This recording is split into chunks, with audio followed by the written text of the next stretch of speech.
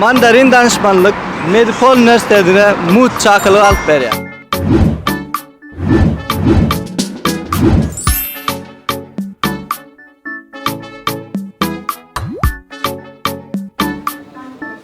Mandarin danışmanlık Medipol Üniversitesi'nden Türkmenistan talipler okutmak için gol çekişti.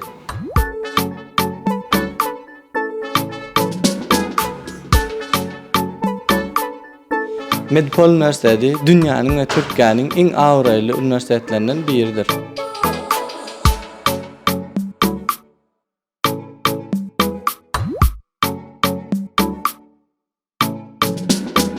Medipol Üniversitesi'ne talip bolmak için en mühim şartlarının biri $1500 depozit koymalı.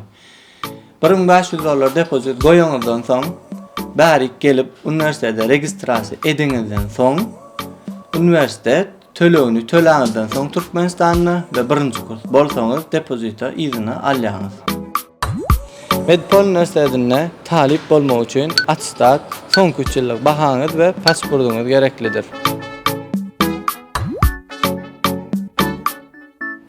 Medipol Üniversitesi'ne häzirki wagtda 5000-den nowrak türkmen talipleri bilim alýar.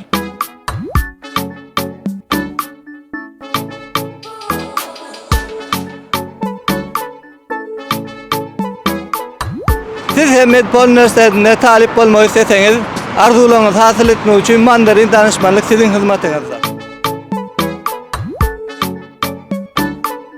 Habarlaşmak üçin 505-122 3096 505-122 3096 telefon nomeryna jaň edip bilersiňiz. Medipol Üniversitesi'ne talip bolmak üçin Mandarin danışmanlyk siziň en önemli ýardamçyňyzdyr.